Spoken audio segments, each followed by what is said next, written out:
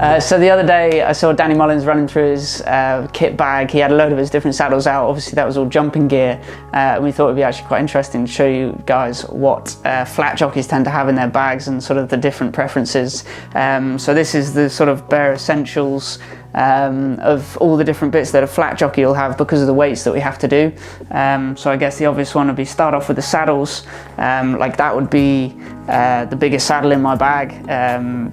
Like most flat jockeys, it's probably the same. Obviously people like Holly that have a bit more weight to carry because they're lighter, have bigger saddles, but essentially pretty much everyone will have this as their base saddle. Some might have a couple of little lead pockets to carry an extra pound in it or something like that.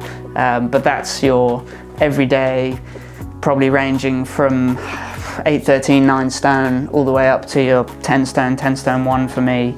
That's my everyday saddle. In comparison to my anything below probably 8 stone, as soon as I start to go below 8, 10, I'd use this saddle really. Obviously the weight has to come from somewhere, and obviously whilst you can sweat and lose weight over a few days before the ride, essentially you have to be as light as you can when you actually ride that horse. So this saddle comes into it. I think these irons weigh about 180 grams between the pair of them. The saddle itself's 150 grams, and at a wild stab I'd say these leathers probably weigh 50 grams between a pair, so it's extremely light. Obviously absolutely nothing to it. It's got a little carbon fibre tree inside it, but essentially you're just strapping your irons onto the horse just to make sure that you're glued on safe and sound and you've got something to put your feet into. Next would probably be the boots.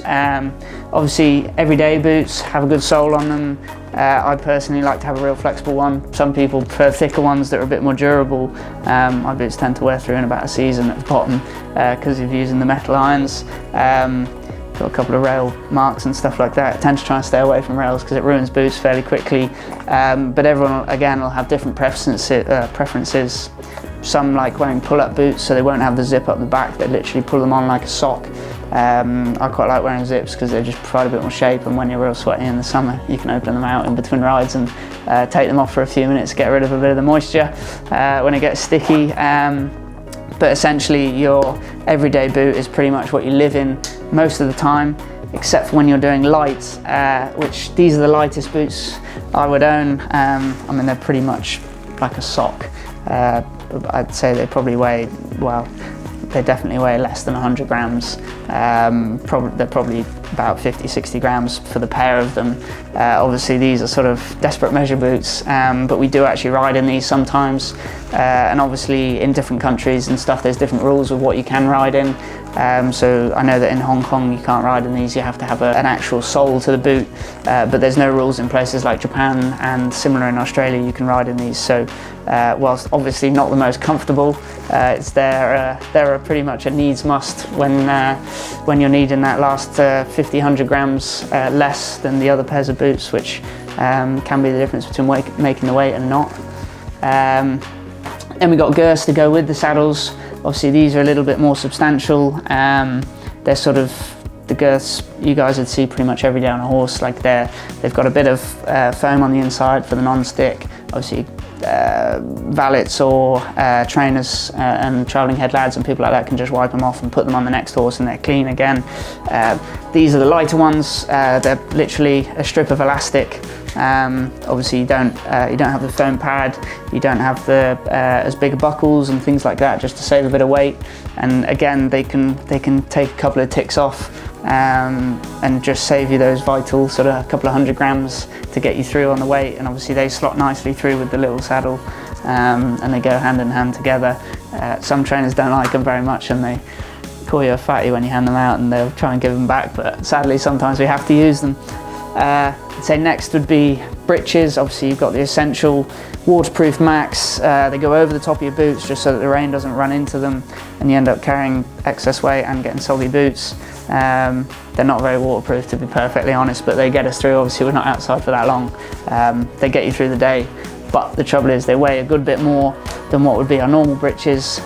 So when you've got lightweight, even when it's raining, you can't actually afford to put them on because they're too heavy. So you have to make sure that you're a good bit lighter than you need to be able to wear them. These are sort of the everyday ones. Obviously I've got my sponsor down the side. Pretty standard sponsor on the back. Wherever you go in the world, you'd just be taking a pair of these with you. And unless it's raining, you just wear them as standard. And then you have your lightweight breeches. They've not got obviously any straps on the side, save a bit of weight like those ones. They've got light buttons, light zip. You know, people's imagination has to sort of work pretty well when they're designing these things for jockeys, because every little bit counts, and even sort of where the fabric crosses over and everything, you don't have that same overlap. So a light pair of breeches are a little bit more risky in the fact that you wouldn't want to rip them because they probably would fall apart pretty quickly. And even all the overlap on your knee and stuff like that, there's only one piece of material rather than two thick bits to make them last. Obviously sponsor on the side again and on the back, but you try to cut weight as much as you can off things like that, and sadly they're pretty see-through, so you have to make sure you're wearing a pair of tights or a pair of pants underneath. Obviously again, similarly with that, jockeys will wear different things underneath. Some like to wear just a pair of women's tights. I've never been mad for them. I've always worn a pair of sort of skin shorts and a pair of socks, sports socks, nice thin ones, so you can feel the irons through your boots. Like, it's all different varying gear and completely personal preference. Similarly with helmets, like the last few years I've always worn a UOF helmet. I just like the way they sit on my head. Some people wear caps. I've had a couple of bad falls in the carbon fibre ones, and they seem to have kept me intact just, so I'm sticking with them.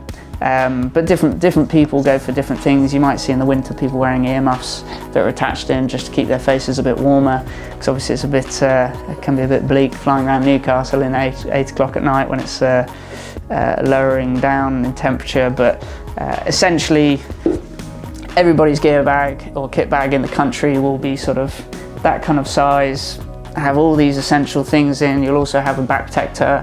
I always like to have a couple of different types of whips. You know, they're all the Pro Cush, but you can buy them with different flexes and things like that, and different ground. And say if I'm riding a 2-year-old, I'd use a different whip to if I'm riding a older horse. And little things that you like to play around with.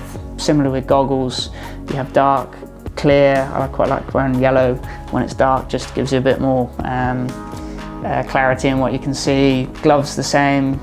Long finger gloves for when it's really wet, sort of half finger gloves for when they're just a bit sweaty and warm. And you know, everybody will have these little things that they do probably most of the time without even realizing in how they choose their gear or what brand of gear they're wearing. But yeah, essentially boots, breeches, helmet, back pad, saddles, and a jockey's good to go wherever they are in the world.